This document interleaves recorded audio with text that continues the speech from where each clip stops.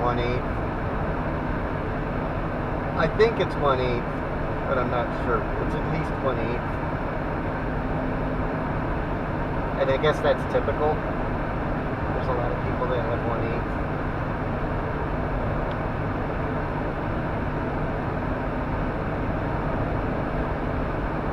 It's not very much, but it gives you a connection to something. They let you have that connection. And they welcome you in. They let you be part of it. In a similar way, the way I was part of the Hindu community. They let me in there too. And they didn't have to, but they did. And this is the same thing. They want a little bit of proof though. They're friendly people in both cases. They're nice people and they're open. The natives have some history here, so there's a little more to it.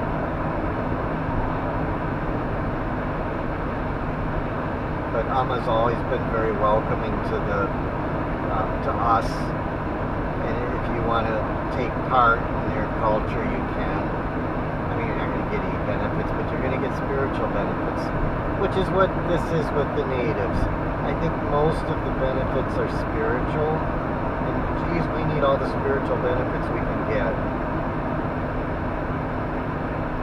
I'll take both. I'll take some from both. If I can pick something up that'll help me, yeah, definitely should do it. And I'll have the permission to own I'll have the legal right to own an eagle feather if I get this documentation. It's small stuff like that.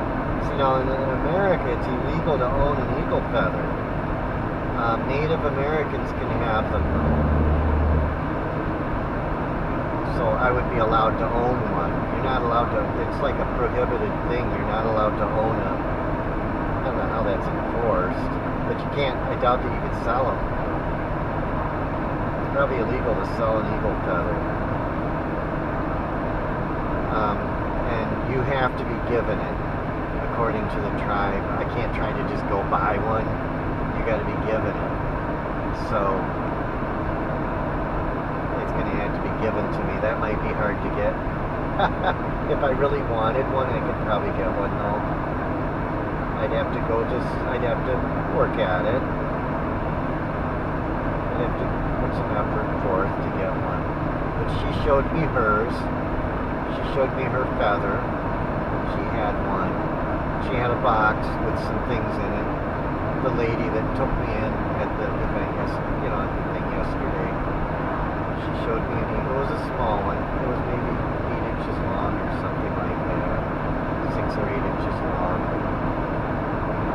And she gave me a tobacco pouch. It has tobacco in it. And that, she said, that's not to smoke. It's not for me to smoke, although if I wanted to, I could. That's to give the medicine man as an offering. So you were given your first offering. That's your offering. I won't have to try to find that. And she explained to me. I wrote it down. And she gave me that yesterday.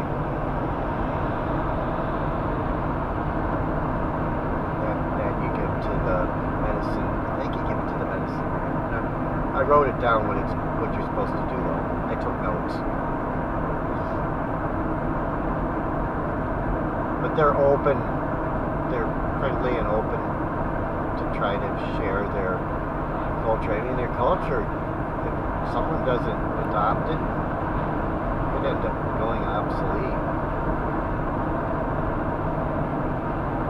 I mean, the church tried to destroy it. They really worked hard to try to stomp out the native cultures and get them to leave that culture and join theirs. And so, yeah, they almost succeeded. And she showed me she gave me a copy of their newspaper. and it's in there's some of their language in it. And their language is almost dead. I mean, there's 50,000 natives, she said, here in Michigan, or in northern Michigan. And they're trying to preserve it, but I don't think it's spoke very much on a day-to-day basis. Whereas Sanskrit, it comes from a nation that's 1 billion people, and so it's not much in danger of dying out. Because it's such a large, powerful group of, I mean, the Christians tried to destroy Hinduism too, but it's too big. They weren't able to destroy it. But the natives, there weren't as many of them. I think they killed a lot of them though. The natives were different nations, and they were able to kind of split them up, and some of them are almost gone, I think. So they're trying to preserve and if they can find anybody that's got some of their blood in it, I think it's a means for them to try to preserve their culture. Because there are cultures in the world that are dying out for one reason or another. There's some in Asia that there's only a few people left of languages, that there's maybe 3 people speaking that language, that it used to be a language. There's cultures like that in Asia. Well, the natives are almost an example of that here. That could die out. And so they're looking for people I think they're kind of looking for people to keep it going, otherwise they might face extinction, which is not good. It's a good culture too. It's not like the Indians didn't like commit genocide against anyone, or I mean, they weren't bad. They weren't like evil, or they didn't go on a rampage to take over the world or kill people or anything, or force them into something. So they don't deserve being extinct.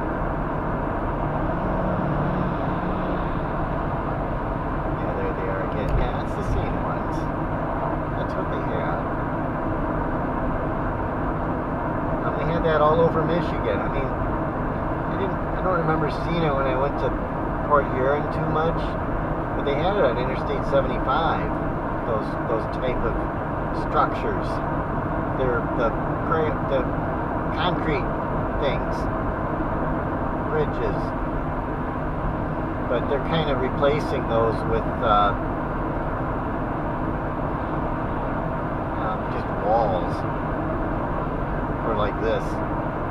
They're replacing them because that style's probably more expensive or something. They don't have the materials for it anymore, the design.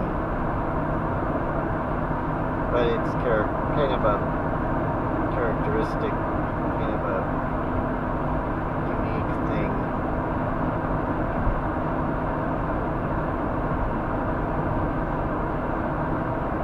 That's the old style from the 70s, the 60s and the 70s. It's kind of a interesting design. And there's 2 of them behind me on this road. So maybe they're old. I would guess that those are old. I don't think they're doing them that way anymore.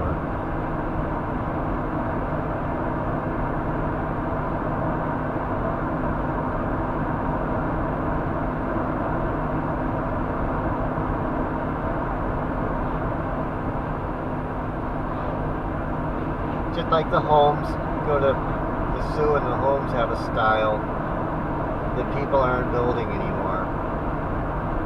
And it's kind of a beautiful style. Something that somebody had to go to some trouble to make. And the new homes are just kind of plain.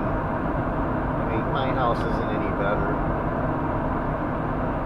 I tried to add some touches to the tower. Some special touches to the tower, though.